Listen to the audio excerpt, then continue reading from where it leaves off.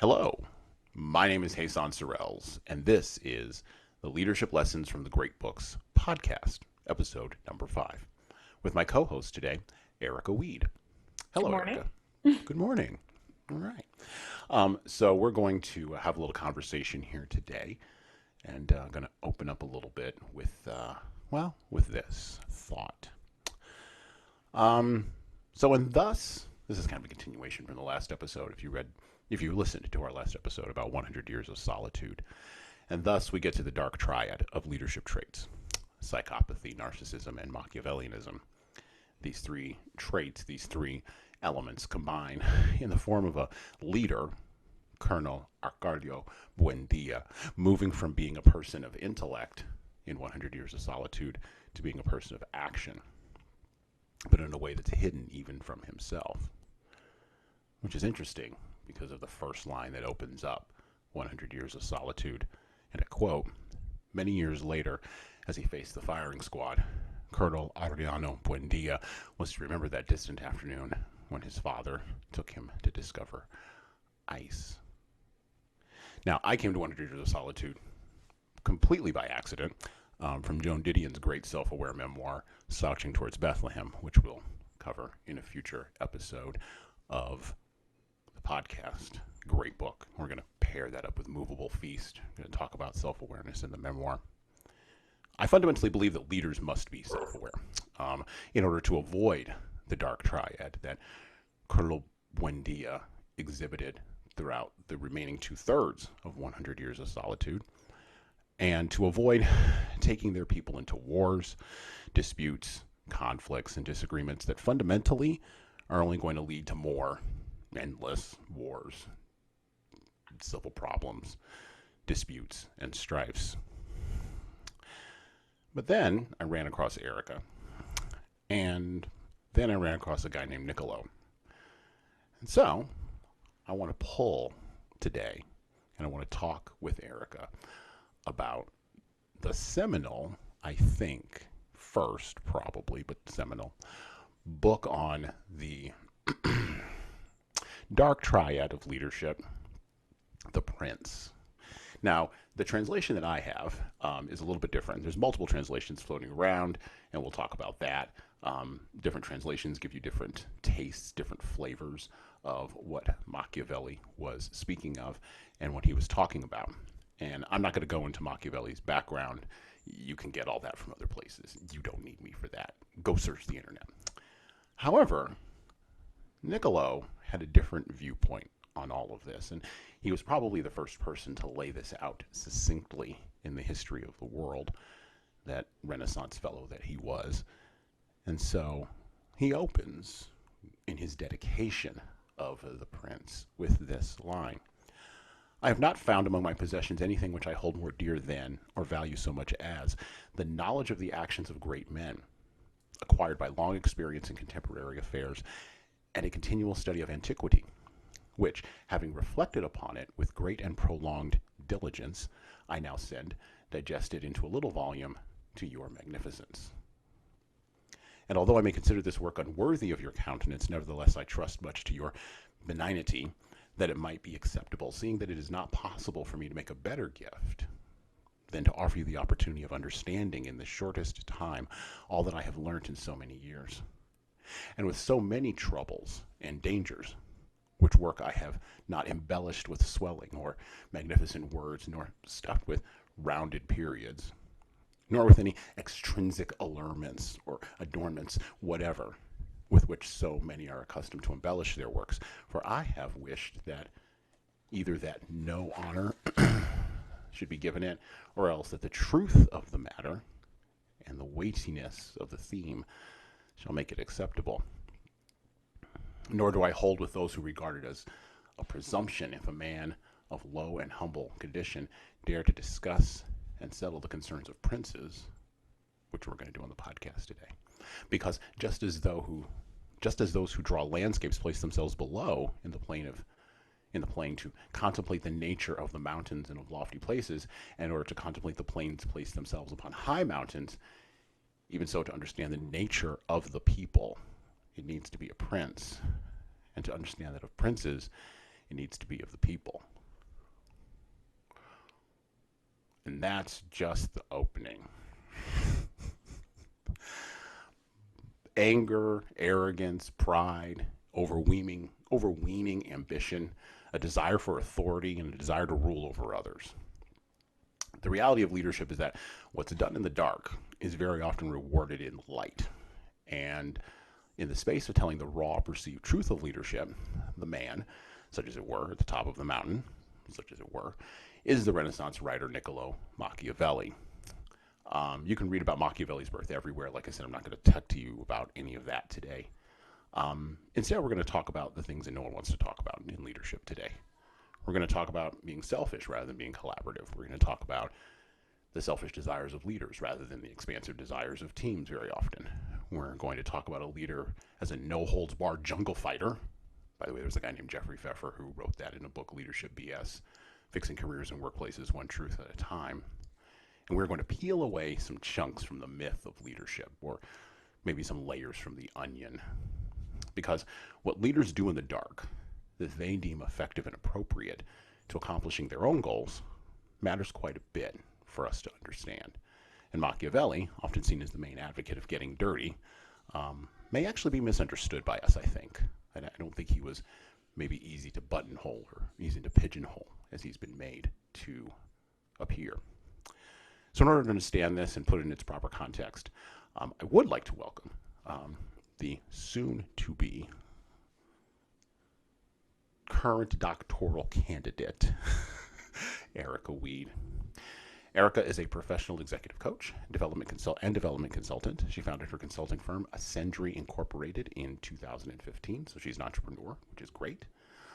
She's a doctoral candidate at George Washington University, pursuing a degree in human and organizational development focused on leader behavior and development.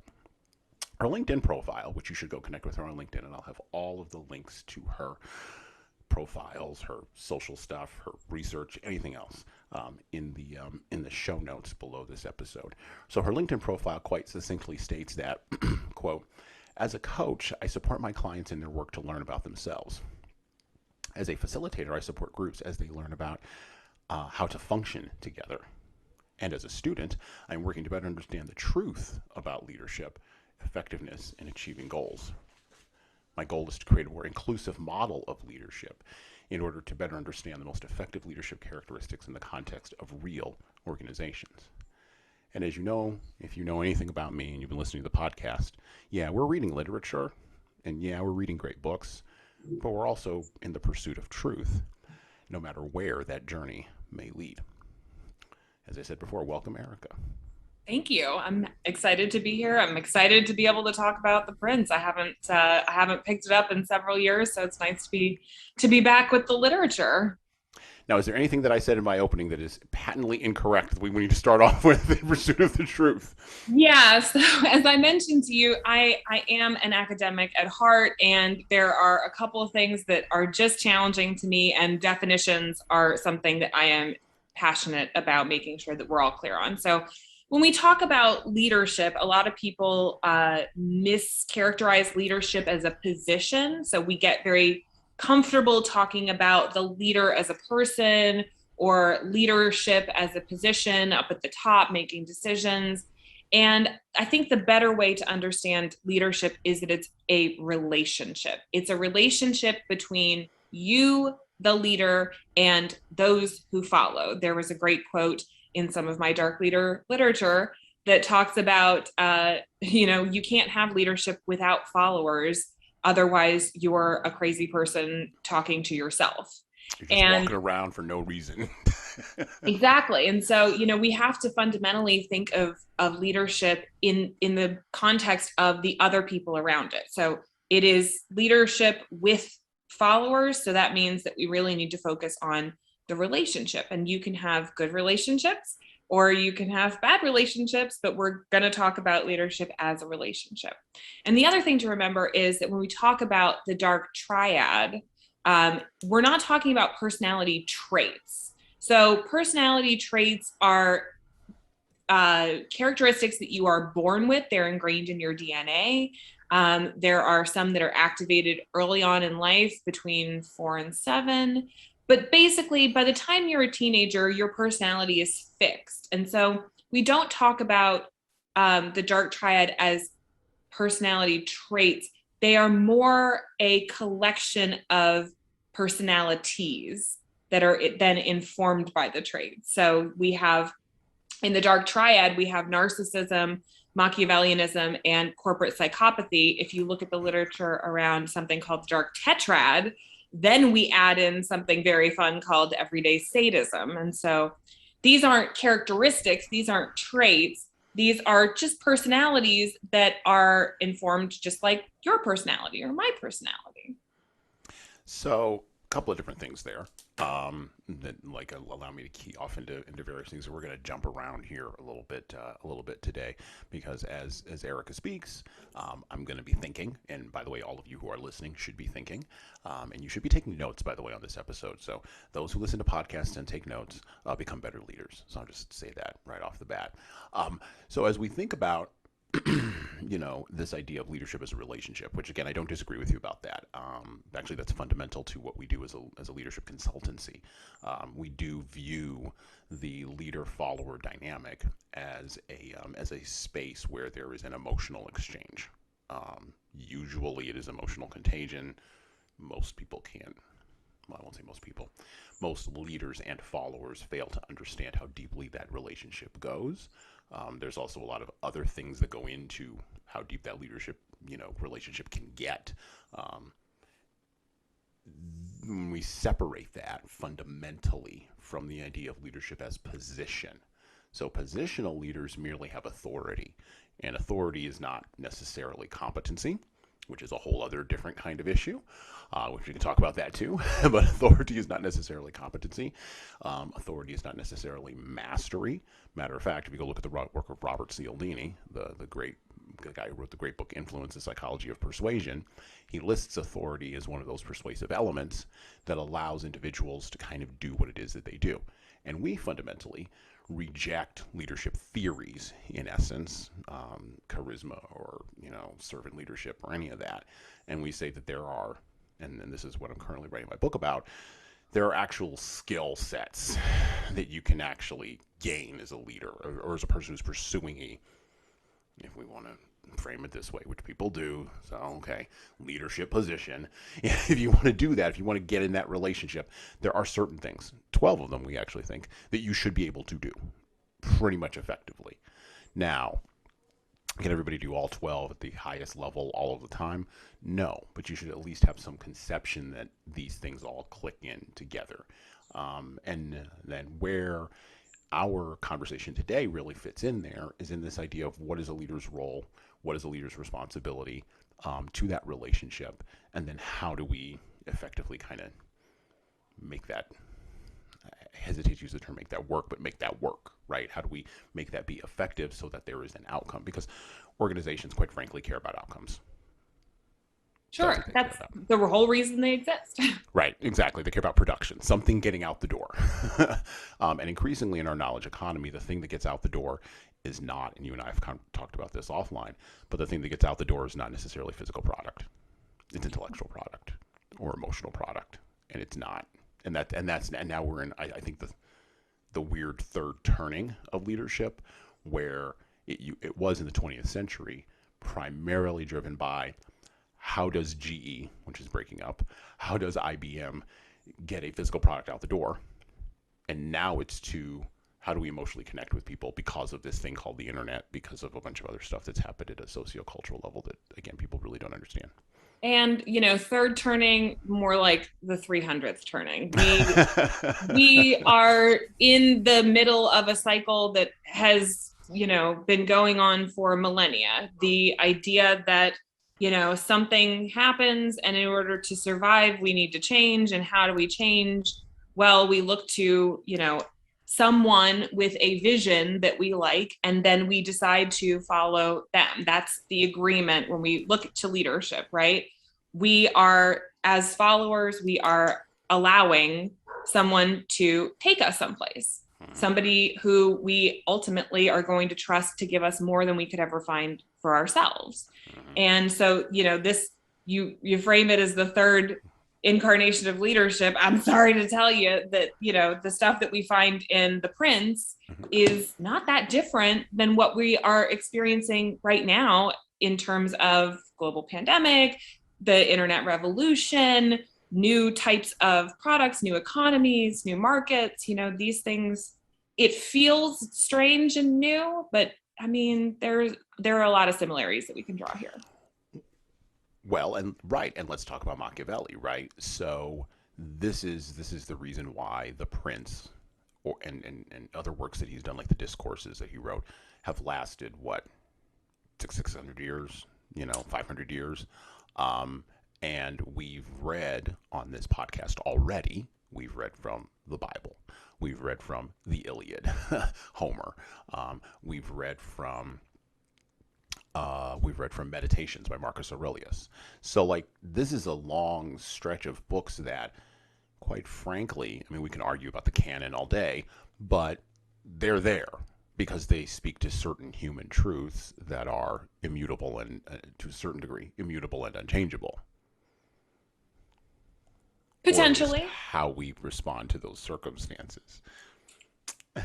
I would say potentially. I think that you're absolutely right. I think that there are great books that we look to for guidance, and we look to find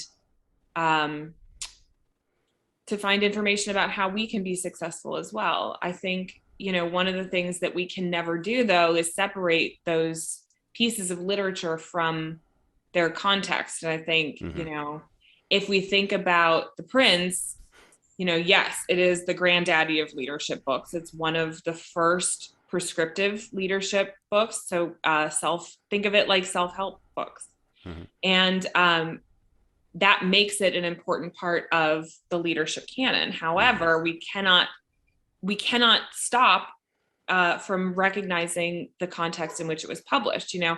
Niccolo Machiavelli was a failed diplomat. So he had just been fired from his life's work, and he was looking for something to do. So he basically decided to become a consultant and write a book. As the world's first consultant. The world's first leadership consultant. Oh my goodness, how are we feeling about this? And so he decided that he was going to write a book about leadership, specifically for a prince of Florence. He was writing this for one of the Medici princes. And, in that era, we're talking about, I think The Prince was published in 1515. In Europe, there's a lot of turmoil. There's a lot of upheaval. We are right on the precipice of the Renaissance, but there's a lot of change, a lot of chaos. Politics is the same as religion, is the same as the republics. We are fighting wars over these things. And in Italy at this time, the punishment for being bad at politics is death. And so when we talk about, my translation, I was reading through my translation last night, and the author talks about, Machiavelli is so dramatic, and it's either this or that. It has to be one or the other, and it's either success or death. And really, that's what was going on. Politics in Europe at that time was very dangerous. It was a dangerous place to be, and losing power might mean losing your life. And so recognizing that that's the environment that this book was written in. So as we are looking at how this book fits into our leadership style in organizations today, well, if you lose your C-suite position, chances are they're not going to kill you.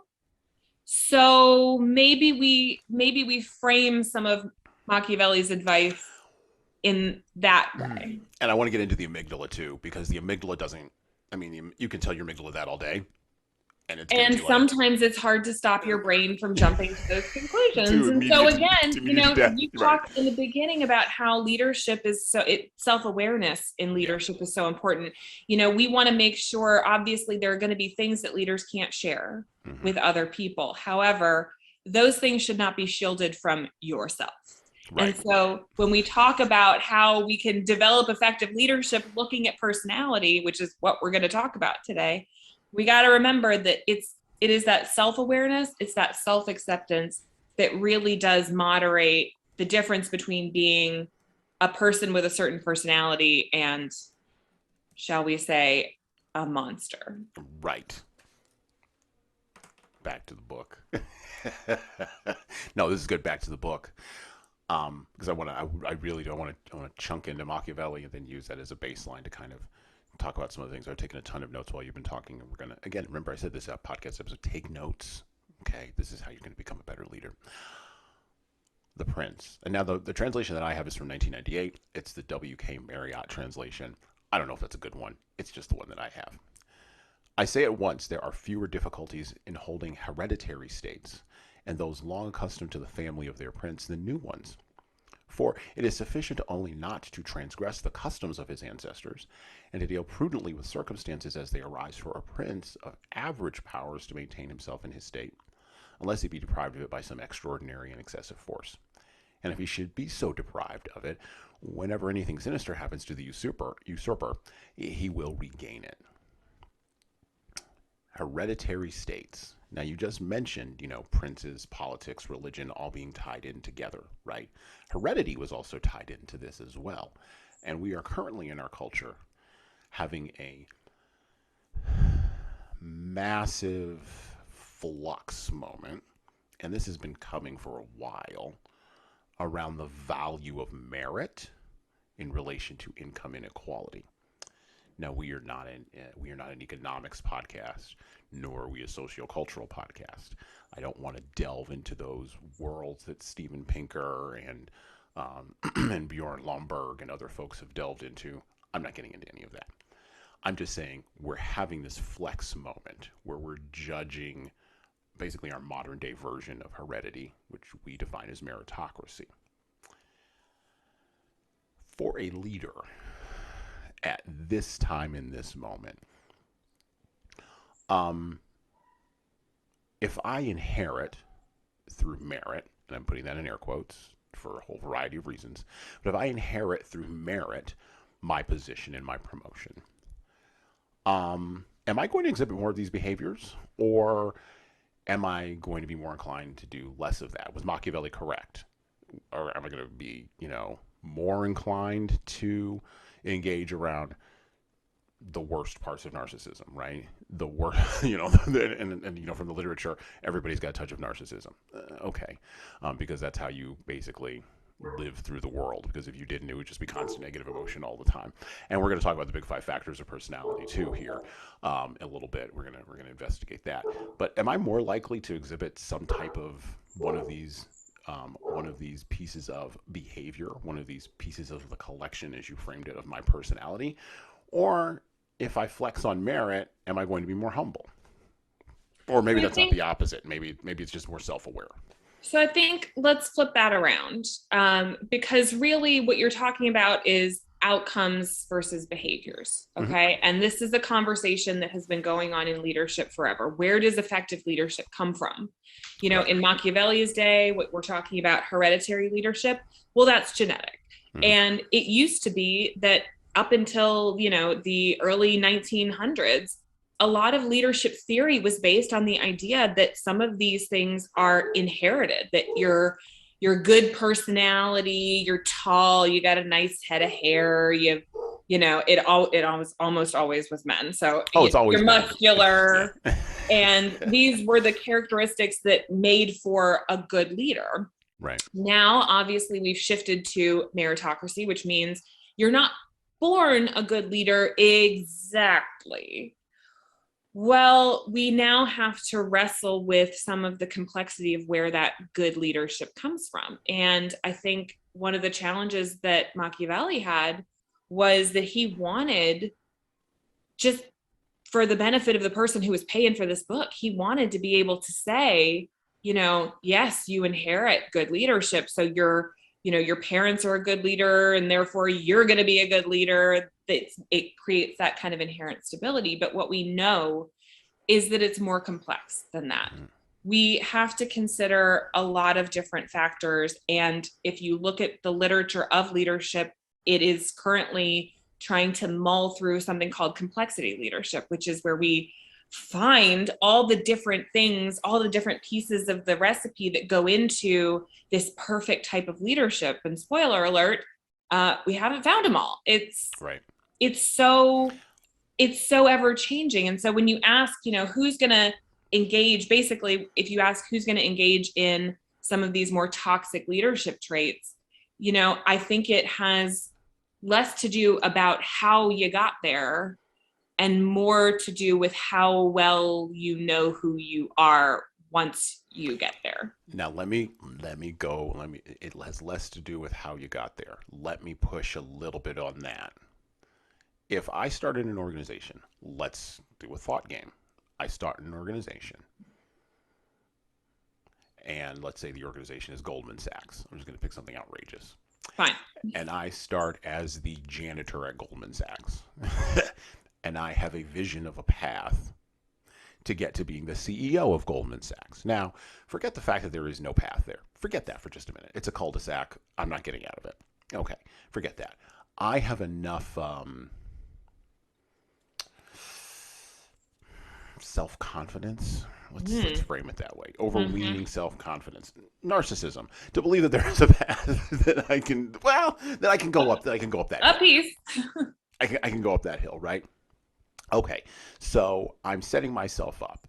I'm doing things that would be in the Michael J. Fox movie Secret of My Success, right? I'm running around, I'm changing clothes. I've got the the Day Bow Bow song going in the background on my iPod. It's all set up, right? And somehow through the machinations, and if you haven't seen Secret of My Success or you don't know the Day Bow Bow song, it's called Oh Yeah, actually go download it on Spotify. Anyway, I've got all the dynamics set up, right? And I'm making light of this because this is how actually things work. Like in a small and medium-sized business, you will have people who will, and by the way, the IRS and the Bureau of Labor Statistics defines a small and medium-sized business as a business that has anywhere between 2 to I think it's like 1,000 employees. Like that's their range. Like it's ridiculous. And in America, 60% of people still work for small to medium-sized business organizations. They're not working for major corporations. They're not working for Goldman Sachs. But let's say through everything, I'm working for Goldman Sachs. I started as a janitor. I work my way up. I'm a CEO. I came from somewhere. I didn't come from nowhere. And so I've learned things inside of that structure. Have I learned that these dark personality traits work? Is that what I've learned on my rise up the hierarchy? Or have I learned something else? Does where you come from, I think it does matter. I think it does matter where you come from, because and then this gets into women and minority leaders, which I'm going to get into in just a second. But if I'm a white male working my way up from janitor to like CEO, does that matter? Does that context matter for how I exhibit these behaviors? No. And I'll tell you why. Okay. Because you didn't work your way up from janitor for no reason. And you didn't get from janitor to CEO without having some of these characteristics that we're talking about, right? So the dark personalities, as you mentioned, we all have a little bit. Well, really, the way to think about that is that it exists on a continuum. Some people are low in narcissism. They don't have self-confidence. They don't have vision. They tend to be fine where they're at. They're not ambitious. Some people are high in narcissism without it being a disorder. And so we have to think about subclinical, non-disorder personalities as existing on a continuum. Now, what we find is people who are higher in the characteristics of these dark personalities, like narcissism, like Machiavellianism, like corporate psychopathy, tend, oddly, to rise to positions of power more easily. Now, there's a lot of different reasons for that. It's because they tend to be very confident. It's because they tend to be very political, like we see in Machiavelli. It's because they tend to have less empathy for the people around them. So they're okay with being selfish and making selfish moves, self-centric moves. And these are characteristics that a lot of small corporations, large companies, multinational organizations really appreciate and value, because they feel like those characteristics are the predictors of success in those positions of power. I So didn't say secret of really, my success for no reason. I didn't mention that movie for no exactly. reason. And so really, it's not that you don't, your personality doesn't change over your life. I'm sorry to tell you. If you're high in these characteristics when you're working in the mailroom, you definitely are going to be high in these characteristics when you're in the C-suite. But what we want to see is the behaviors being intentionally selected.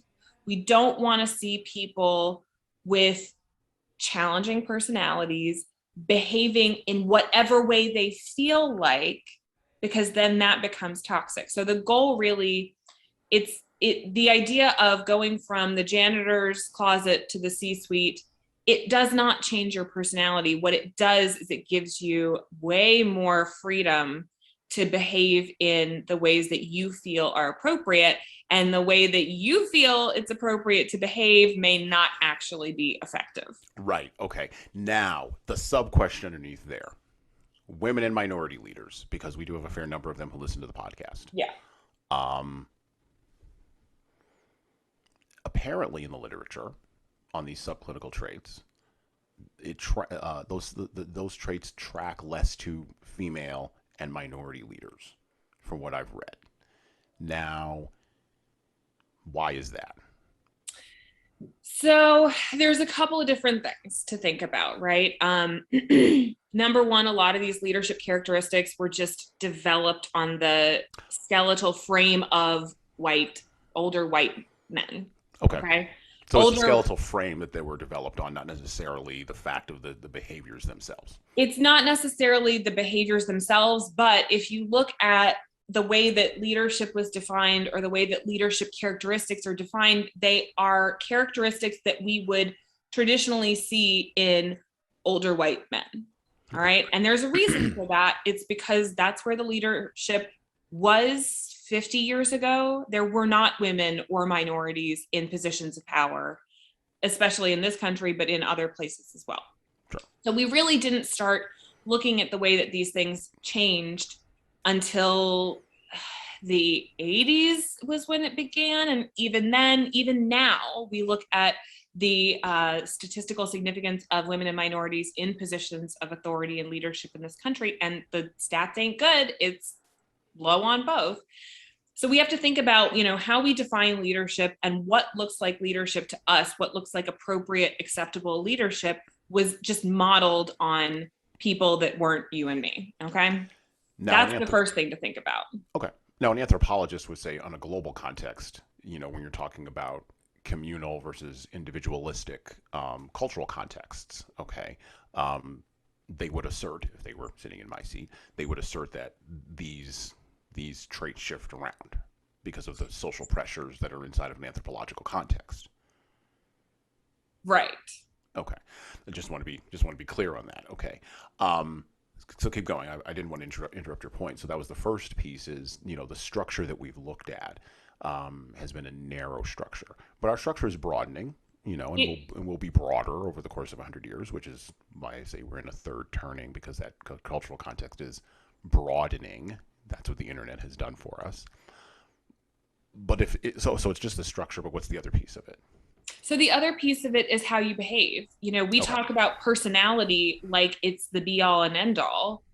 And personality is just a list of your preferences for how you like to do things. That's all your personality is. Personality, and this is what I tell my clients all the time, personality is not performance. Okay. If you look at me when I first wake up in the morning, and then you look at me in front of a group of 300 while I'm working, those are two completely different people. Right. And the reason for that is because I can moderate my personality preferences and go and work in front of a large group of people. I'm an ambivert, by the way. So sure. Big groups of people are very tiring for me, and I can go and work and do my job and stand and speak and answer questions, but I have to moderate my behavior because it's kind of off of my personality. Mm-hmm. And so when we talk about personality, like personalities like narcissism or Machiavellianism, well, those are a set of preferences that you have, but that doesn't mean that you have to behave in that way. And it's the same for effective leadership. There are plenty of people in organizations who behave in a certain way because they know that it's effective, even though their personality would have them do something different. Right. And so when we look at leadership effectiveness, when we look at the way that people behave, we have to separate that behavior from personality because it's just not the same thing.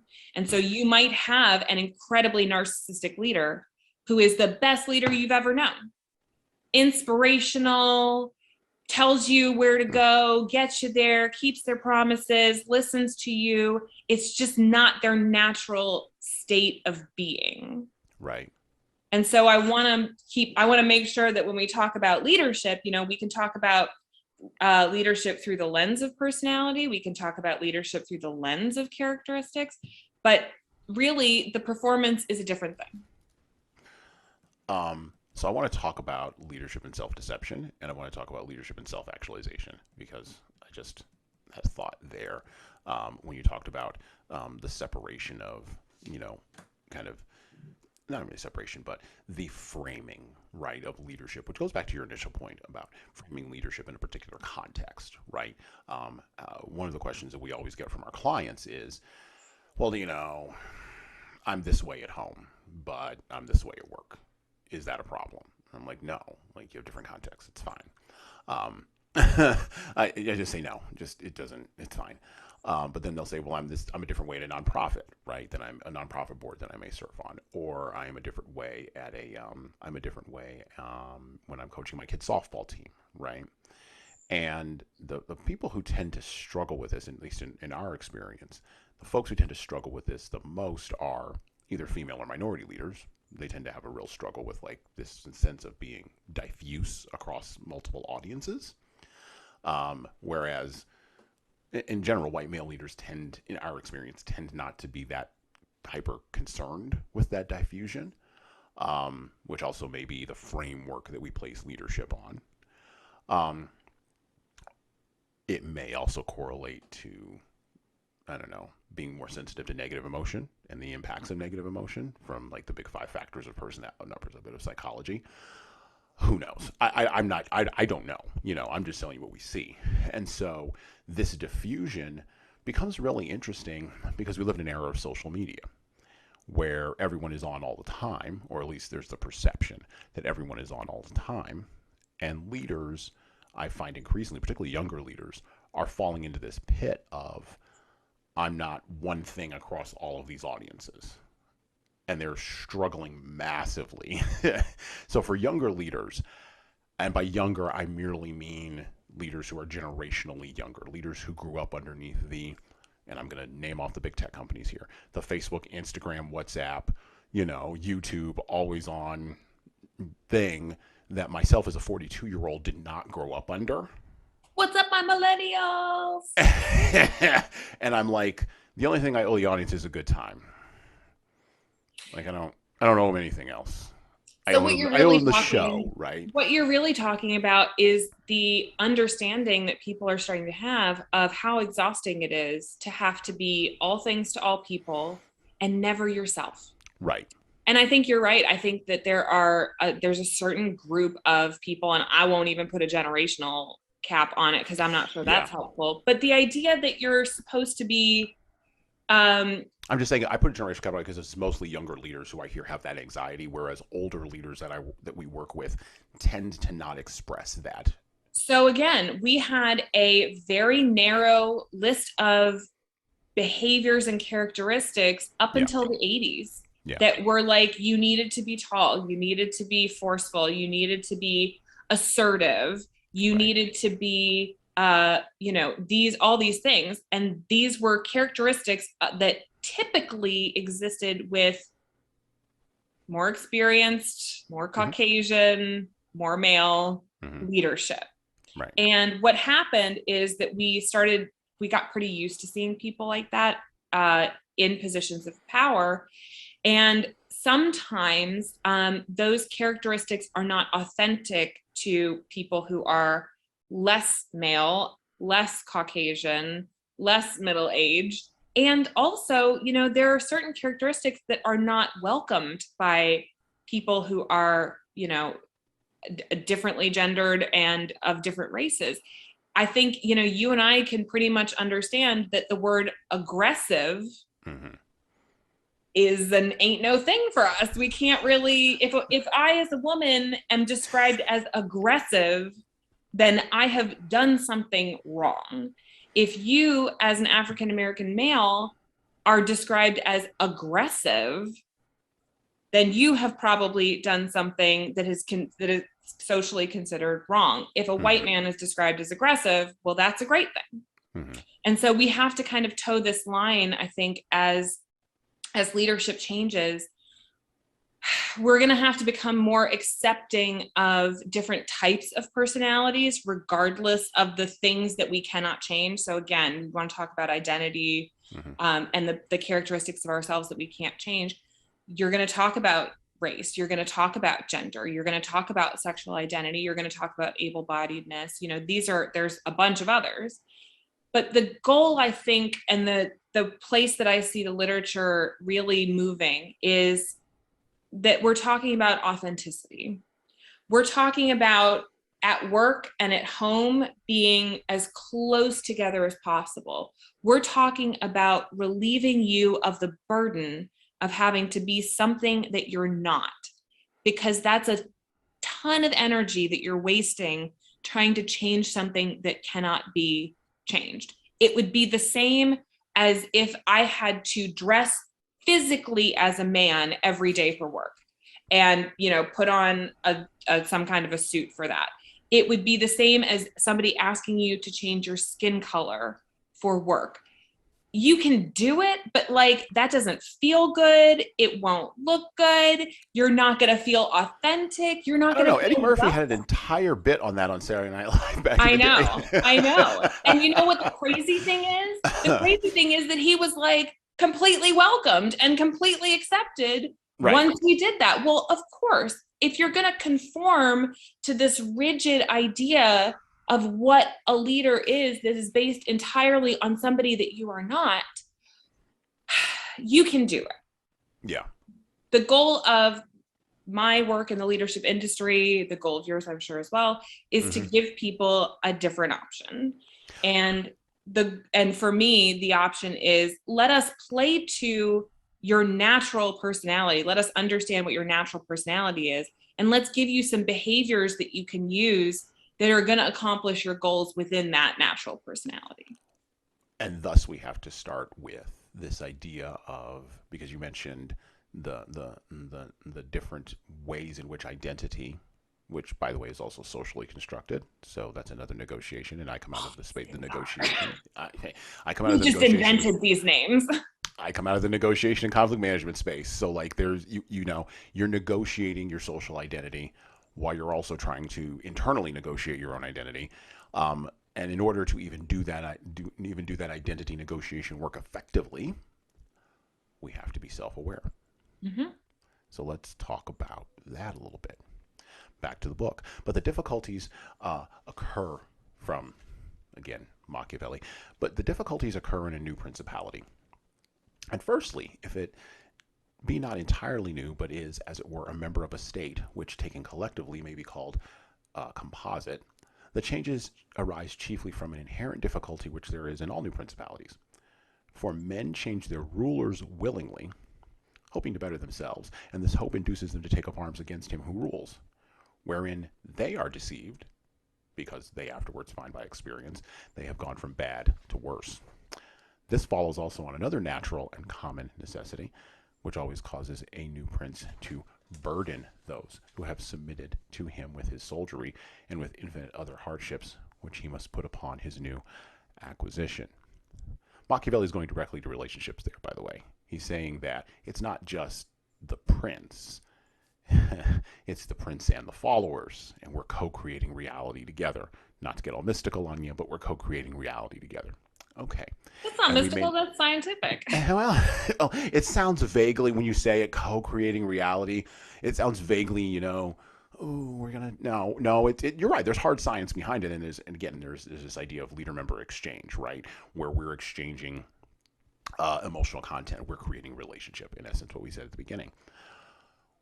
Well, this goes to self-awareness and self-deception on the part of both leaders and followers.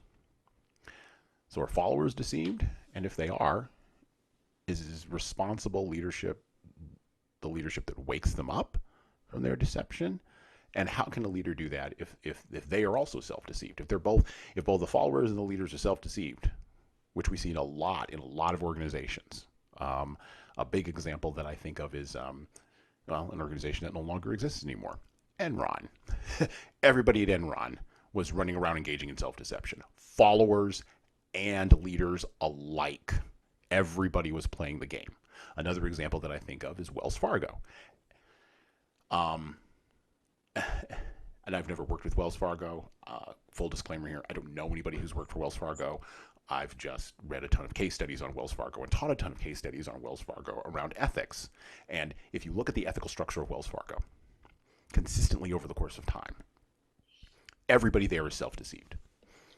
Followers and leaders alike. How do we break that? Because Wells Fargo has billions of dollars under management and controls a lot of money, which leads to a lot of control of other things. Okay. Or Enron dang near wrecked the entire economy. I was alive at the time. I have historical memory. I was there. I was in business school at the time. Right. How do we fix that? Because that's a massive lack of self-awareness all the way up and down a massive hierarchy. And if we frame it to mythology, we could say that, or not even mythology, if we frame it to like something like Alexander Solzhenitsyn, who wrote the Gulag Archipelago, and basically looked at the tyranny of the Soviet Union and said everybody was involved in the tyranny, from the lowest person on the street to the highest person in the Politburo. Everybody was involved in the tyranny. Or if you look at under communism, the East German secret police, the Stasi, claimed that they had literally 50% of the population informing on the other 50% of the population. Yeah. And everybody was participating in the tyranny. Now, we can see it in a state, and we can say that's not correct. We can clearly see that that kind of tyranny doesn't work at a nation-state level. And yet... Doesn't it, though? It doesn't. The Soviet Union collapsed. But... I mean, it took it 70 years for everybody to wake up. You've heard the phrase, the system works exactly as it's supposed to. The system works if you're at the top, and the people in the top of the system get hurt last. Oh, no. The system works in general. So here's what. And by the way, Solzhenitsyn would push back. He would say, I wrote the Gulag Archipelago. Like, that's its proof that the system doesn't work, that it ossifies and it collapses. So here's the thing, is that it works until it doesn't work. And okay. So what we're talking about here, so there's got to be a fundamental. So let's start at the beginning, right? Yeah, let's start with fundamentals. Yeah. Let's start with the fundamentals of truth, right? Yep. So we're all searching, you as a professional, me as a student, there are philosophers out there through the ages who are all searching for truth with a capital T, right? Yep. Religion's got it. Organizational cultures found it. You know, we're working on creating a philosophy around ourselves that is just truth with a capital T.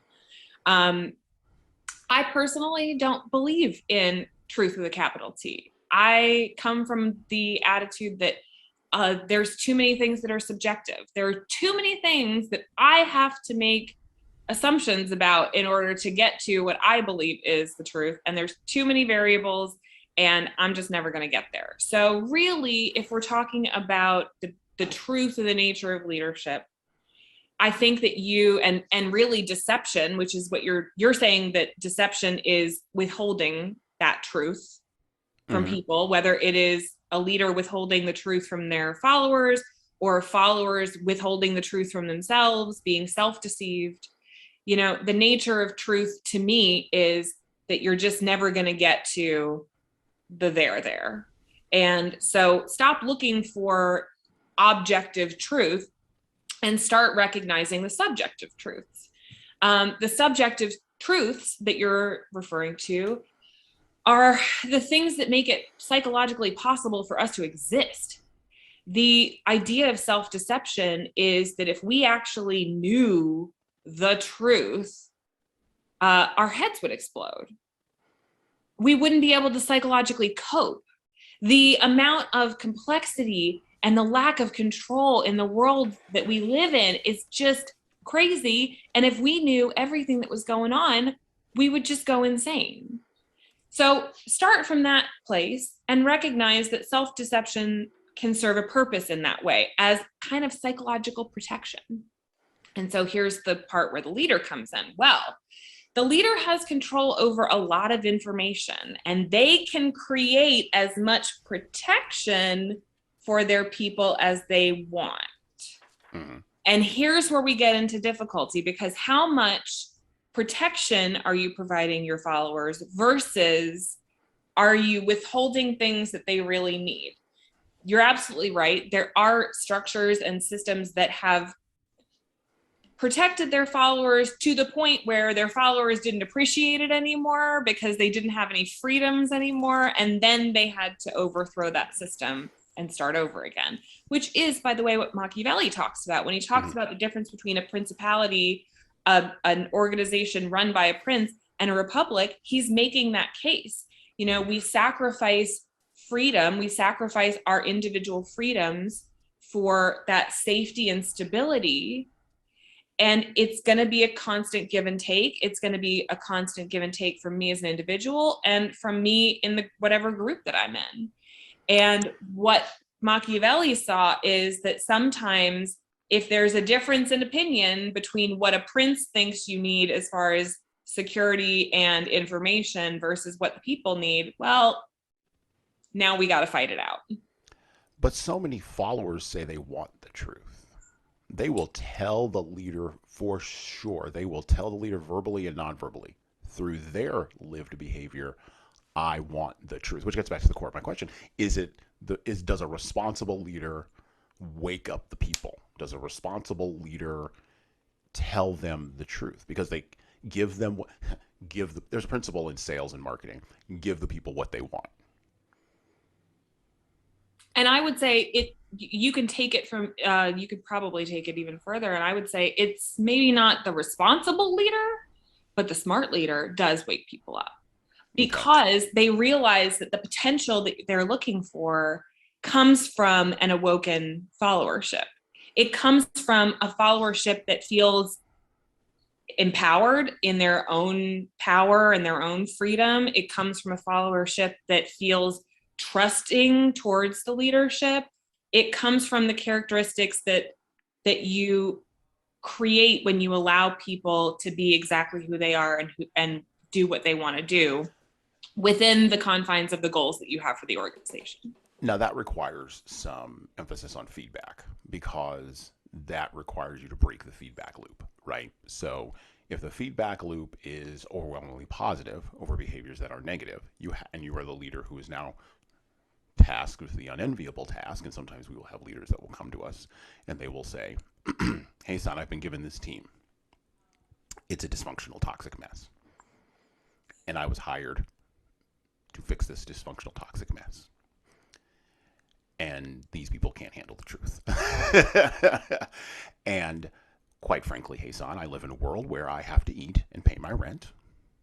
And if I wake these people up, I will not be here very much longer. I will not be here to make money so that I can pay my rent. And I've got little kids, and they'll give us the entire like spectrum of things that are like Lilliputians holding the Gulliver of leadership that is inside of them down. And the thing we tell them is incrementalism. You can't wake people up. I'm thinking of the Matrix here now. Again, movie references. You can't wake people up all at once. You can't, because the shock is too much. I understand you just want to rip the Band-Aid off. I'm impatient. I get it. Like, I'm naturally impatient. I just want to rip the Band-Aid off and be done, you know. But I'm also a bit of a direct communicator. So that also gets me into trouble. Don't do what I would do. Instead, be an incrementalist, right? Gradually wake people up. Now, the dark side of being an incrementalist is you're pushing on the system as a leader, trying to wake people up. And the system is pushing on you, trying to keep you asleep, trying to keep you conforming and complying and all these kinds of things. So there's a balance here And, well, not even a balance. There's a tension. It's not balance, it's a tension. There's a tension here. And without self-awareness, without knowledge of who you are and how far you can go, at the very minimum, and what you will tolerate and what you won't, I don't see leaders as having success. Or am I incorrect? I would say that what you are discussing is how to take a team that is not effective and create effectiveness there. And Well, I would say it's even more about, even more than being effective. It's how do we take a team that is focused on things that you framed it as subjective truths, right? That may be hardened into objective facts for them. How do we chip away at that? Because that's what's creating the dysfunctional behavior, and that's what's creating the toxicity, and it's just a cycle that's just not breaking. And by the way, I'm the leader who's been brought in to break it. So congratulations, welcome to my lucky day. if you've been brought in to break it, then break it. Here's the thing that I will say, and this is what I'm hearing from this example, is you have a leader who says, oh, well, I'm going to change some stuff, and change causes disruption, and this team would not handle disruption well. So I got to figure out a way of doing this that's not going to disrupt them. Mm-hmm. Right? At a deeper level, what I hear that kind of a leader saying is, I don't trust my team to have the right reaction to the truth. Mm-hmm. So I'm going to change the truth so that I get the right reaction. Now, can you tell me a word for that? Yeah, that's lying. It's lying / manipulation. And by the way, it's manipulation that is 100% supported by this lovely book right there. The problem with that is that what you're doing is you're basically taking one toxic situation and you're replacing it with another toxic situation. And that's never going to help you. Right. What you need to do is to create an opportunity where you can, you're right, break the cycle, not just the feedback cycle. You're going to break every cycle. Yeah. You're going to break the communication cycle. You're going to break the production cycle. You're going to break the social cycles. You're going to break everything down and rebuild it again. And you're 100% right. There's going to be a ton of disruption there. And it is your job as the leader to be the person who says, now hang on. I know this is scary. I know it's uncomfortable. I know it's change, but you got to trust me here because I know where we're going. Come with me if you dare. And there will be some people who go, not for me. I'm going to go to another team. I'm going to leave the organization. I'm going to fall off the planet, whatever their decision. But that's not your choice as a leader to make. Because again, your job is to try and present as objective a truth as you can possibly find. And it is, as a relationship, this is the leader-follower relationship, it is the follower's job to consent to taking in that truth. If you're lying at any level, if your followers aren't giving you the truth, or if you're not giving your followers the truth, we're just creating a different toxic situation. And this is the challenge inside of the leadership development field, because the people who are paying, our leadership consultancies checks, and the people who are paying Erica's leadership consultancies checks don't want their organizations broken. They fundamentally do not want that. They don't want them to stay broken, for sure. Well, right. And so we have a whole training that we do, development that we do around adapting to change. And we talk about this idea of, from Peter Thiel, of finding your zero, and then we talk about Nicholas Nassim Taleb and black swans and anti-fragility and how do you build small teams. And previous to COVID, and I've mentioned this to you before, previous to COVID, people would literally have a riot, and this is the last class that we do in our leadership toolbox. People would literally have a riot in class, which is why we don't front load that. we put adapting to change all the way at the end. So you do these 11 other things, and they all collapse into, oh, now I can adapt to change, right? Knowing your role and responsibilities, being self-aware, understanding how to manage conflict, which for me, because I'm a conflict guy and that's the hammer I've got and everything I see is a nail, when you cause that disruption, you're going to create conflict. You just are. And you have to know your conflict management style, and you have to know your approach, and you have to know other people's approach and all this. Okay. Persuasion tactics, dealing with difficult people, high conflict people, not people who have narcissism as a psychological issue, but people who are narcissistic, people who are passive Higher aggressive.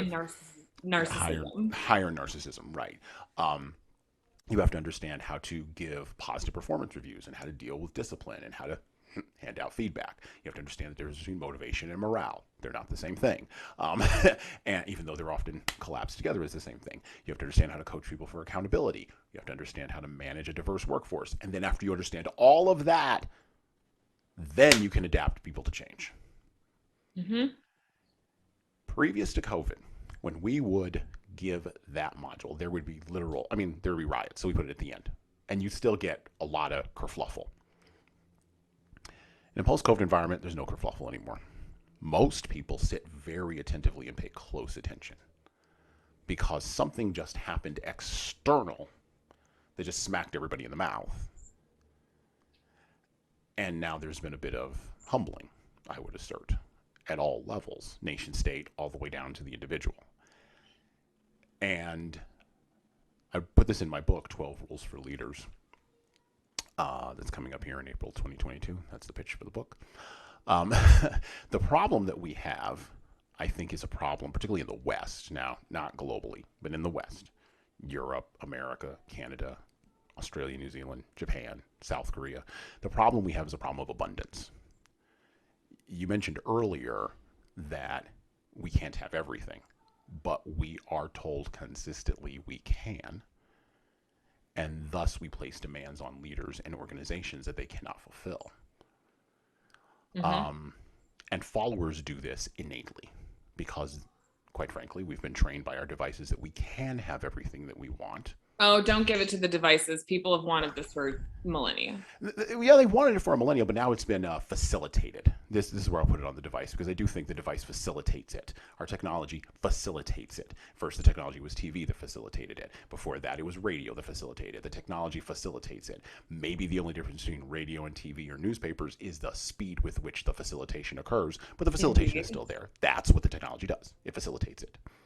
And by the way, right before this book was written was the advent of the technology of the printing press, right, which completely changed the way that everybody got information. The printing press and shipbuilding. So it's interesting when I mentioned this on other podcasts, but when I hesitate to call it a plague, the pandemic began, I was reading the Decameron, which is a fascinating book about the bubonic plague. Well, it's not really about the bubonic plague, but it's about other things, but that's what underlies all of it. Previous to the bubonic plague, shipbuilding was not a big deal in Europe. And that's just one example of one industry. It just wasn't. Like, people didn't, they were on the continent, they didn't care. About, what was it, 20? Oh, no, not 20. 18 years, right? Yeah, 18 years. No, more than that. 20, I'm doing my math in my head. 23 years. 23 years before Machiavelli wrote his book, Christopher Columbus goes on a boat, and we can argue about whether or not that's a good thing. He just went on the boat, and he goes around, thought he was going around the world. He didn't wind up around the world. That was another transformative act, because people from Europe were like, oh, there's all this other stuff over here. So now when we talk about change, which is what we're discussing now, okay, right. So we have now change in the way that we communicate. Change in the amount of information that we have, change in the speed of moving and being able to go different places and try new things. So change in the culture, right? The problem of abundance. We've got too much. We can't handle it. Oh no, we must have a leader who can pull back all that abundance for us, who can free us from the burden of our own freedom. We must have gatekeepers. Yes, there are people who fundamentally believe this. Awesome, and not at all like something that anybody could potentially abuse. This is what Machiavelli figured out, right? So he was a student of history. He was an experienced politician. He was living through tremendous chaotic times, and He was a leadership consultant, so he had a job to do, which was to figure out how he could facilitate followership. Mm-hmm. And what he figured out is exactly what everybody figures out during times of chaotic change. The easiest way to get people to do what you want is to force them. Mm-hmm. It is 100% the easiest way to run an organization. It is the best. One person, all the decisions, everybody just does what they're told, and it works great.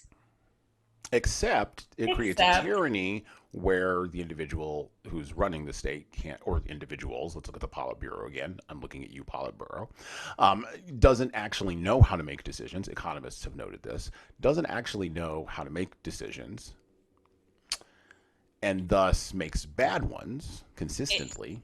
Doesn't make good decisions, doesn't make the good decisions fast enough, doesn't know what they're doing, doesn't frame it in the right way. There are a bajillion ways for an individual leader to screw up leadership. Now, wait a minute. Stalin solved this at a nation state level. He just killed 100 million people.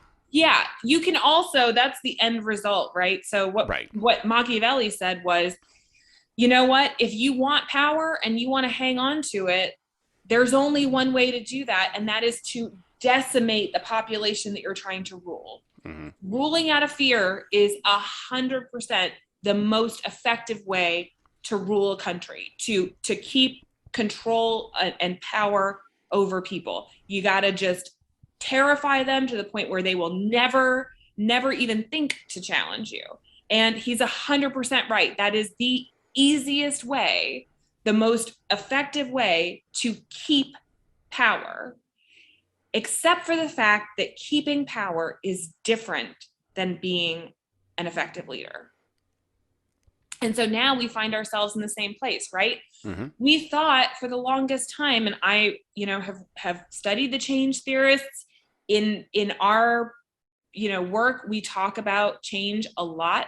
And there was a time that we believed that change was punctuated, and we would have long non-change periods, and then there was change, but then things would not change anymore, and then there was more change. And now we recognize that we were wrong. The theorists were wrong. The academics were wrong. You mean Carol Gersick was wrong? Punctuated equilibrium model is not a method of change? Carol. I apologize. And she was mad at Bruce Tuckman. She was like, Tuckman's a moron. And you know what? And I promised you in 50 years we're going to have a different thing. But yeah. here's where we're at now. Change is constant. It's constant. It's constant in your organization, whether you like to think it is or not. And it's constant outside of the organization, as we learned very rapidly with our COVID-19 pandemic. Change is constant.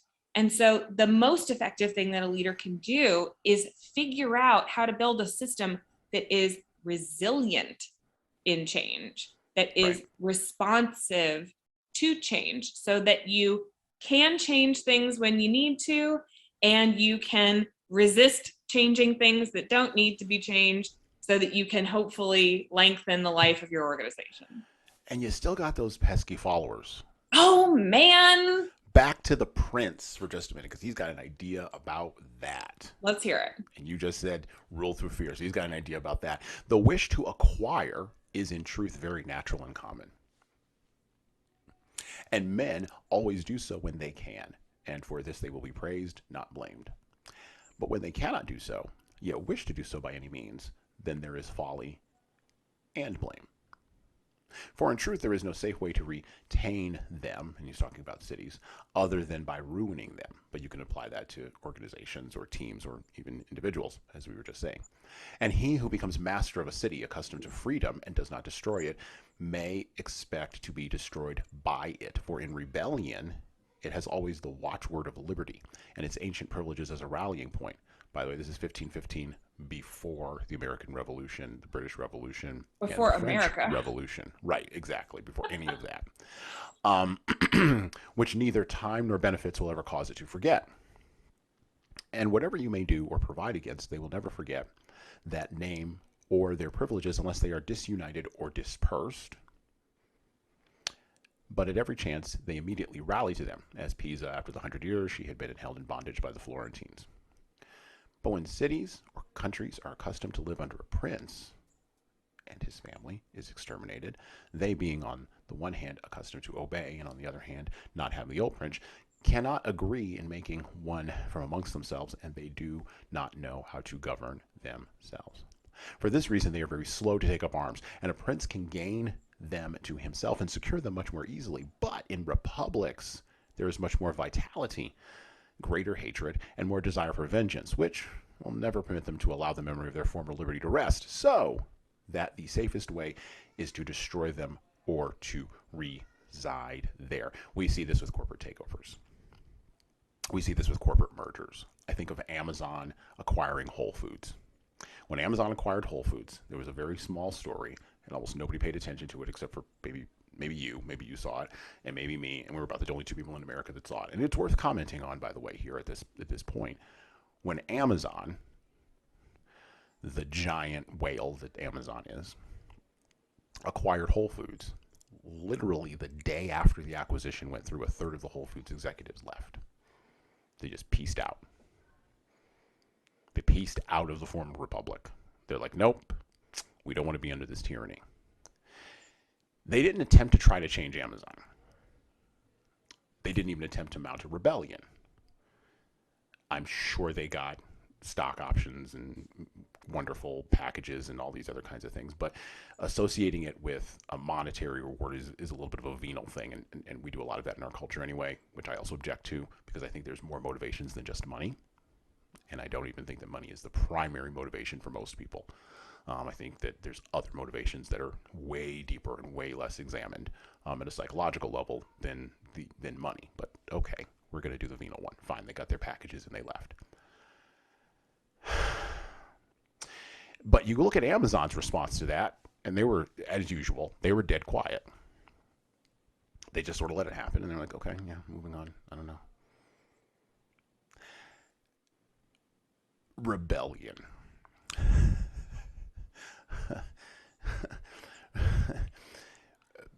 If a leader doesn't know his own people or her own people, we're not gender specific here, doesn't know his or her own people, there's gonna be people. Rebellion.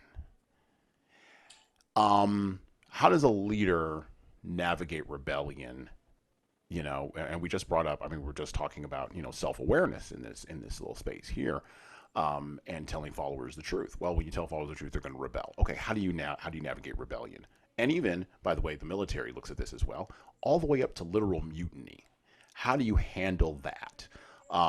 And where does narcissism, where does Machiavellianism, where does, corporate psychopathy, do these behaviors help you handle a rebellion and help you navigate it and help you manage it? Or are they just more gas on the fire? Are they an accelerant to the rebellion? I mean, so let's talk about what we mean by rebellion, because what we don't actually mean rebellion. We mean resistance to change, right? So when Amazon acquired Whole Foods executives left because they were resistant to change, and their response was, we don't have enough power to stop that change, so we're going to remove ourselves, which is not rebellion. That's fine. What we're talking about, though, is we're talking about resistance to change. And these are changes that must happen because, as you pointed out, the world is very complex right now. It's moving fast. Stuff's gotta go, whether people are interested in that movement or not. And so what I talk to my clients about is the 10-80-10 rule, all right? Mm-hmm. And this is going to be useful for any leader who is trying to manage and lead and run an organization in a time of chaotic change where stuff just has to happen. We talk about the COVID-19 pandemic. There were things that just had to happen. They had to have virtual meeting software, so somebody had to make that decision, and we couldn't really wait on consensus because everybody's at home. We had to have certain things. We had to have paychecks coming in. Decisions had to be made. Yeah. I function on the 10-80-10 rule for leadership, right? So when you're at the head of an organization, if you're making the decisions here in times of chaotic and uncertain change, you can find this, and you can see this in the polling for whatever politician is doing whatever thing they're doing. You will see 10% of the organization is already on board. You can say whatever you want. You can blow that presentation. It could be a horrible idea, but they're still on board. They're going to follow you no matter what. 10%. The way I frame it is they think you walk on water. You are their Jesus Christ. Bring them to salvation. You can do no wrong. 10%. Right. Okay. There's another 10% of the organization that is the exact opposite. You're never going to get them. They don't like you. They don't trust you. They're not here for this. The answer for them will always be no. And it doesn't matter what you say. Well, and because we don't understand like why liking works and doesn't, we actually don't really get likability is level. Yes. We don't like we're probably a part of the probably part of the biological level with the neurochemistry and the neuroscience, but we still don't really know. It's everything. Likability is how loud I speak. It's the sound of my voice. It's the way that I look. It's the way that I smell. It's the how I walk. It's the decisions that I make. It's the climate that we're in. It's everything. And it's the first 10 to 20. It's the first 10 to 20 milliseconds of an interaction. And you're right. It is complex and it's not well understood, and so I'm not going to touch it. But 10% of people love you and are always on board with whatever you say they should be on board with. 10% of people hate you. Yeah, they didn't like the cut of your jib when you showed up. they didn't like you when they saw you, and they haven't changed their mind since, and the answer is always going to be no from them. But the other 80% of your organization is going to listen to a rational argument. Right. And so here's the challenge with leaders who are trying to lead in times of chaotic change. You can't just listen to the 10% that always loves you, because you're not getting that good objective information that we've talked about. We want to find that objective truth. And the people who think you walk on water aren't going to give it to you. Right. We're also not going to try and get the 10% that just hate everything that you do. Because honestly, the old joke, what is a camel? It's a horse designed in committee. Wow, that is an old joke. Yeah, I've heard that in years. Yeah. We go from horse to camel because we're trying to pick up people that they're not ever on board. And you're going to change the quality of the decision making if you try to bring them on. Okay. And you're still not going to get them. The thing we tell folks is we tell them literally, tell them the boat is leaving. Say to them, we would like you to be on board. We would like for you to be on board. We would love you to be a part of it, but the boat's going that way. But if we lose you. And this becomes really interesting because at that level of persuasion where consensus sits, leaders fall into the 99% or I'm a failure trap. And I tell them all you need is 50 plus 1. And they stare at me like I've grown a third head. Because it's like, oh no, I can't possibly do that. I'm like there's all of the objections. So I don't want to step on your point, but we do say, if you're using consensus as a method of persuasion, that's a trap. And that's true. That. So really, let's not think of it as consensus. Let's think about it as 90%. This 10% already on board. This 10% never going to happen. This 80% is going to respond to your rational arguments. Well, and they want to be convinced by competency. I think fundamentally that 80% wants to be convinced that you're competent and that you're able to be able. Well, I think that does convince people. Data convinces some people. Hugs convince other people. And some people need to be convinced by it's a mishmash in there, right? And so the goal is to make a good rational argument based on what you perceive as the needs of the organization as you can assess them right now. Okay? Right. And so you don't need 50 plus 1. That's probably a bit low. What we're really talking about is 90%. We're talking about 90% on any given issue you're going to get through a well-reasoned rational argument. And your job as a leader is to not just listen to the 10% that already love you, which some people, when they get overwhelmed, they tend to go back to their safe, happy place, which are the people who are going to tell you what you want to hear. Mm-hmm. And we can't really amend the quality of the decision to convince people who are just never going to be convinced. Well, and I would add in a third one, don't fall into the ease of coercion.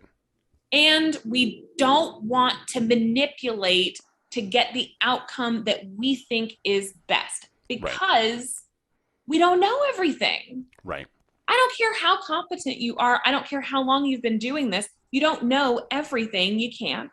So we want to be open to receiving all the information from all the groups of people, but just consider that at any given moment, your decision, if it's well reasoned and well justified, is going to be appealing to 90% of your organization. And that's enough. That's fine. That's more than enough. Machiavelli would say this: those who by valorous ways become princes, like these men, acquire principality with difficulty, but they keep it with ease. The difficulties they have in acquiring it rise in part from the new rules and methods which they are forced to introduce to establish their government and its security. And it ought to be remembered that there is nothing more difficult to take in hand, more perilous to conduct, or more uncertain in its success than to take the lead in the introduction of a new order of things, because the innovator has for enemies all those who have done well under the old conditions, and lukewarm has for defenders in those that may do well under the new. This coolness arises partly from fear of the opponents who have the laws on their side, and partly from the incredulity of men who do not readily believe in new things until they have had a long experience of them. Thus it happens that whenever those who are hostile have the opportunity to attack, they do it, like partisans, whilst the others defending lukewarmly, in such wise that the prince is endangered along with them. How are we responding to change? That's exactly what that question asks. How can we respond best to change? Let's get a little bit tactical here since I have you for a few more moments. Let's look at this tetrarch or triad, whichever it is. And I'm looking here, glancing over here on my other screen, at the work of the writing of Manfred F.R. Ketz de Vries. Appears to be Dutch fellow, writer and researcher in this space of how do you coach a toxic leader? How do you deal with this dark triad, right, of behaviors that Erica and I have been talking about for the last little bit here. And so at this moment in the podcast, I'd like to get a little practical for folks who are listening. And I'm going to ask you, I'm just going to go through each one. So let's start off with this one. How do you spot a narcissist? So if I'm in an organization, how do I spot the narcissist? I may have a general idea of what narcissism is, but I may not have a word to put with it. I didn't go to no fancy psychological school. I didn't read no fancy books. Tell me in plain English, how do I spot a narcissist if I'm listening to this podcast? With a personality test. But that person's not gonna let me just walk up to them and be like, take this, and then just walk away. So isn't that crazy? I know they're gonna refuse. They're gonna rebel. They're gonna pull a thing, and they're gonna be like, what? Get away from me. They're gonna be like, hey, that's my personal private self, and no, you don't have a right to it, which they're 100% right. So let us not, and this is my bugaboo, this is my pet peeve. Mm-hmm. Let us not confuse performance with personality. Again, okay. I just have to come back to this. How do I, from the outside, spot somebody's internal private interactions with themselves and internal private needs without giving them a personality test? Well, spoiler alert, you don't. Okay. So let's talk about what you're really asking about, which is the behaviors, right? Right. How do I spot narcissistic behaviors then? Well, okay. So number one, narcissism is a personality type that is characterized by a lack of empathy for others and a desire to protect one's self.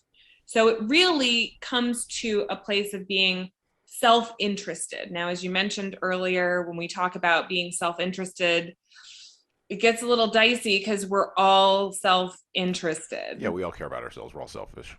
There you go. So the goal really is to understand that it's ourself first, but not by itself. It's ourself first, not alone. So when we talk about the characteristics of a narcissist that people dislike so much, it's really the selfishness. It's the self-centeredness. It is being somebody who cares about themselves and no one else. And so if you ask me, how do I spot a narcissist? You don't spot a narcissist, but you can spot narcissistic behaviors. not caring about the needs of others. Sometimes, we can't. Sometimes the decisions that have to be made irrespective of how much we like the people around us or how much we want to do for them. Sometimes the bad decisions have to be made. However, what we want is for somebody to recognize that while their own needs are important, they're not the only things that need to be concerned about. How do we spot the behavior of a Machiavellian personality? Or, sorry, Machiavellian behavior, I guess, not personality. How do we spot Machiavellian behavior? So to be Machiavellian is to be somebody who is kind of callously interested in maneuvering people in order to get those outcomes. So the idea of, the path doesn't matter. It's the outcome that's the most important thing, right? This is very characteristic of American businesses. It doesn't matter how we got here. We just need to achieve our goals. That is the heartbeat of a Machiavellian personality. It is a person who does not particularly care or recognizes that their care of other people isn't going to achieve the goals that they're looking for. And so they're okay with operating outside of those relationships, which really means they're okay with operating outside of the social norms that we've created, which is how we get some of those illegal behaviors. And then how do we spot the behaviors of a corporate psychopath? A corporate psychopath is, again, I'm going to be very clear, subclinical. So we're not talking about a clinically deranged and disturbed person. We're not talking about, murderers and serial killers. And a corporate psychopath is somebody who has a clinical lack of empathy, and that's it. They don't feel what other people feel. And so it never comes into account when they talk about decision making. A corporate psychopath is somebody who can't understand that you don't like something, because the question is not for them whether they like it or not. They don't feel that way. The question for them is, does it work? Is it productive? Is it achieving their goals? And so when you talk about subclinical psychopathy, what we're really talking about is somebody who doesn't take emotions or feelings into consideration when they're making their decisions. And finally, probably ones that I think maybe more at a mid-managerial level in the organizational culture folks might run into, although you're going to run into all these kinds of behaviors everywhere in the culture, from the front line all the way up to the top. Looking at the two that Manfred was speaking about in his Harvard Business Review article here, that I think, that again, we get a lot of questions about, and we find that people struggle quite a bit in addressing the behaviors of these individuals. How does someone address the behavior of a passive-aggressive individual, or an individual who's exhibiting passive-aggressive behavior? Individual behaviors, especially something as general as passive aggression, the question is, why are they being passive aggressive as opposed to aggressive or passive? The usual situation, this is a completely different podcast, by the way. Yeah. But usually people are passive aggressive because aggression isn't appropriate in the situation that they're in. And so they have to resort to passive aggression or jokes in order to make their point. So if you find that you're in an organization or you're on a team with somebody who is constantly passive aggressive, I would say that there is an issue that must be dealt with, and that your team probably needs to be better about sharing the real situations that are going on and being okay with people who are in conflict. Right. And that's one of the areas where we do some of our best work, because people are uncomfortable in general, we have found, with conflict. And really at a fundamental level uncomfortable with confrontation, because confrontation is not conflict. Those are two different things, and people struggle mightily to separate those two ideas in their heads. Well, and conflict and confrontation, one of the things so in the way that I coach, I coach around the characteristics of self-actualization, one of which is candor which is being completely upfront and giving the honest truth as you see it to another person. So honesty, truly. Right. And the other one is comfort with conflict. And so again, conflict can be yelling and screaming. Conflict can just be me saying, I challenge you on this thing because I don't agree with you. The idea is to create constructive conflict and candor. And these are some of the foundation pieces of what I would call psychological safety in an organization. If you find that people don't trust leadership, if you find that people aren't giving feedback, honest feedback, if you find that people aren't telling the truth or are even worse, telling lies, then you have an organization that is lacking in psychological safety. It's not safe for people to behave in an honest, upfront, open, candid, constructively conflict-oriented way because the organization isn't allowing them to behave that way. The team isn't allowing them to behave that way. So when you see, and this goes for narcissists, Machiavellians, corporate psychopaths, everyday sadists, and you and me both, when you have people engaging in counterproductive work behaviors, being passive aggressive, starting fights, not getting their work done, being mean to the people around them, these are counterproductive work behaviors.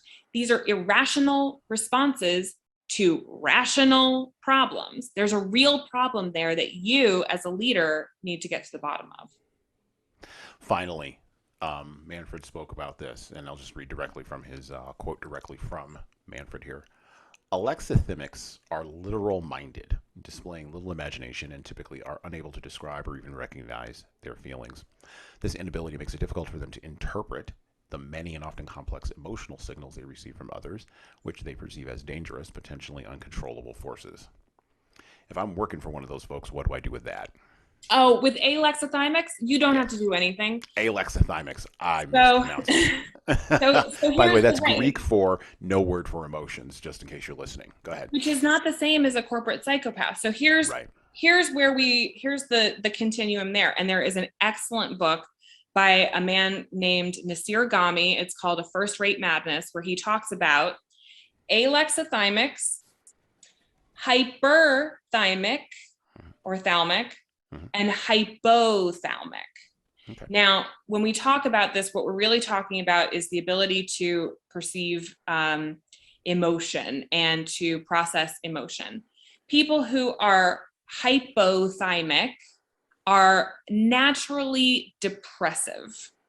All right. And one of the examples that Nasir Gami gave in his book was Martin Luther King Jr. was a hypothalamic, a little bit on the depressive side, suffered from bouts of depression, historically had challenges with dealing with complex emotions that he was having. I mean, naturally just on the depressive side.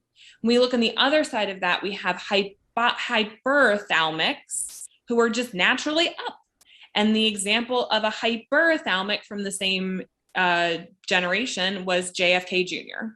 Naturally up, like to be out, like to be extroverted, like to know the ladies, just had a little extra energy, just needed a lot of external stimulation. Needed a place to put that. The example of an alexithymic is somebody who they just kind of, you could call it a balanced personality, but really I would say it's a lack of personality. And the example of somebody who is alexithymic would be a person like George W. Bush, or another example from the book was Tony Blair. These are people who are perfectly fine. There's nothing psychologically wrong with them. They're just not that interesting. They are not really on the depressive side. They're not really on the kind of manic side. They just sort of are, and that's fine, and that's sturdy, and that's stable, but it's not very interesting. And more importantly, it's not very inspiring.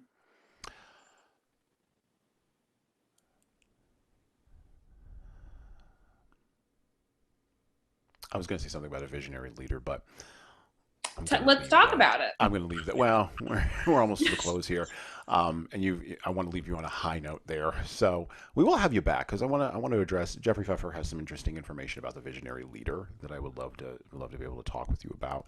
I am convinced that a leader should have vision, should have a direction or an idea of where to go, and that vision should be clear. So you talk about coaching from a space of candor. I would add, and we've talked about this before, but I would add clarity and courage as two other C's on there. The clarity inside of your own head to actually know what it is you want to say candidly, and then the courage to actually say it. And if you can link the three of those together, we call it the three C's methodology. That's what we do over here. And in my coaching, we do link those three together with 6 other attributes of self-actualization for leadership performance. Awesome. So no, I want to have you back on because I want to talk about that idea of visionary versus vision, which are two different things. And sometimes how leaders drink their own Kool-Aid too much. They drink their own visionary. Then we can talk about narcissism. Yes. And we could talk about narcissism. We can talk about narcissism more in depth. Which is what I really like to talk about. Well, let me close here. So how do we stay on the path if we are following a leader who may be exhibiting some behaviors? How do we stay on the path if we are leaders who are watching other leaders? And this very often happens in organizations and cultures. We are leading one team one way, and another team in the organization is being led a completely and totally different way. And we seem to have no influence with that other leader, even though we may be peers. How do we stay on the path? I'm a big fan of mythology. We didn't talk about that on this podcast, but I'm a big fan of mythology because I think that myths instantiate emotions for people in a way that they can understand, which is why fables and stories and storytelling isn't going to go anywhere. I appreciate people who object to it and want to use raw data, qualitative and quantitative, want social science research, and we've talked a lot about that today. And you do you do need that. But there are people who will not be convinced by data. They will be convinced by mythology, and they will be convinced by stories. And there's a evolutionary reason, talk about hard science, why this stuff actually works. So to stay on the path, I want you to think about this as we close today.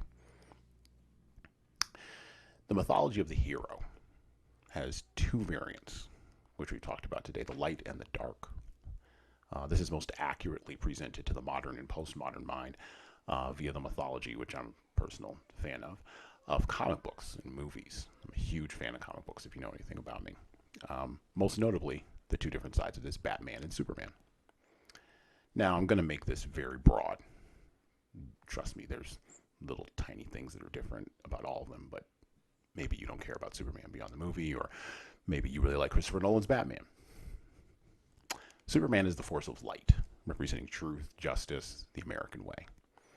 Batman is the force of the dark, though, representing vengeance, the night, and interestingly enough, sheepdogs who guard the sheep.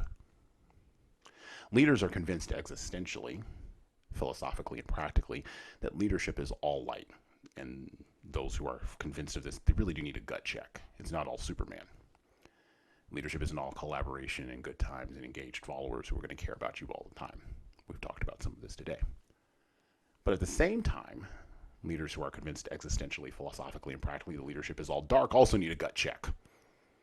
Leadership isn't all Pache Jeffrey Pfeffer, who we've talked about again today, and I will have him on the podcast eventually. I want to talk with him about leadership BS. But Pache, his point, it isn't all vicious survival in a jungle full of threats. Leaders need to understand and leverage both the light and the dark to pull the culture of themselves, their teams, and their organizations out of the chaos in which many find themselves trapped. Leaders, whether they know it or not, are tasked with doing this thing, and quite frankly, I think now more than ever doing it better. But what happens when the dark gets twisted around? Or what happens when the dark gets to be too dark? What happens when the dark forgets its way back to the light? Modern rationality and science are starting to pull apart the intersections between narcissism, corporate psychopathy, and Machiavellianism in order to develop new theories to explain old constructs. Matter of fact, I would assert ancient constructs. So would Aristotle. There you go. This pursuit of a new species of understanding is worthwhile, practicable, and actually applicable to your regular lived life as a leader. This new understanding of old human behavior will lead to hopefully new constructs of leadership that can be revivified generation after generation in what Clark Kent, journalist for the Daily Planet, would call, quote unquote, the never ending battle against the forces of evil, the principalities and powers, and the rulers of the darkness who prefer to stay in the dark, right, of this world. And as the dark gets more devious, and leaders are going to have to watch out for this, as the dark gets more devious, seeking to hide next to the light, because the light always has a shadow, particularly when it's cast on something, leadership culture will need constant revivification. It will need constant renewal. Leaders are increasingly being pressured to make decisions about who they're going to be and how they're going to lead, how they're going to be a hero, how they're going to build a myth out of the yawning leadership vacuums that we are experiencing in the 21st century. Fundamentally, I believe, even after I said all that staying on the path, the only path, is the one that cuts both through the light and the dark and cuts through the center of every individual leader's heart. So that's all I've got. Erica, do you have anything you'd like to promote today? Any places you would like the podcast listeners to go? I will say that everyone listening is welcome to visit www.ascendry.com, which is my website. I talk a lot about the need to understand self before we can engage in any kind of relationship, including a leadership relationship with followers. We talk a lot about the light and the dark and how they exist together. And I talk a lot about how systems sometimes support things that people don't. You know, we talked a little bit today about the system working exactly as it was designed to. And, you know, when you see toxic workplaces, or you see toxic leaders, or you see corporate malfeasance or counterproductive work behaviors, sometimes there are systems in there that are actively upholding those behaviors. And so I think for leaders, the most important thing to remember is that you naturally, as a human being, have both a light side and a shadow, as Jung would call it. The goal, though, is what we call full integration. And full integration is learning to love the parts of yourself that you were taught to hate. In fully integrating, in learning to love the things about yourself that you are uncomfortable with or dislike or even hate, we find that there is an acceptance that allows you to be comfortable enough to open yourself up to other people, to other points of view, to new information. You might call it neuroplasticity, but the goal is for you as a leader to be as available to new information as you possibly can be. And so I would say that for those listening who have questions about how to be the best leader they can possibly be, come to Ascendry, come to www.ascendry.com, read what is going on in the world of academics and practical leadership theory, and see what you can do to make yourself better, to make yourself more actualized, to support yourself, because that's the easiest way to make sure that you don't find yourself in a toxic situation as a leader and a follower. Awesome. Thank you, Erica. And we will have links to ascendry.com and to books that Erica has mentioned on the podcast today. We will also have links to Erica's LinkedIn profile where you can connect with her and check her out and get connected with her in all the ways that matter. If you'd like to know more, and I think you will after listening to this episode, if you'd like to know more about how to intentionally and effectively apply some of these things that we've talked about today, I encourage you to visit our website at hsctpublishing.com. You want to get new information? Yeah, you want to get new information, but you also want to figure out, how do I put it to my day to day? How do I get down in the nitty gritty? How do I get into the dirt? And how do I rise towards the light? We can help you do all that with our customized webinar products, our 12 module leadership toolbox masterclass, and of course for executives, our 3 pillars product, where we take a year and we walk you through self-awareness, conflict management, and leadership storytelling, what we consider to be the 3 pillars of successful leaders.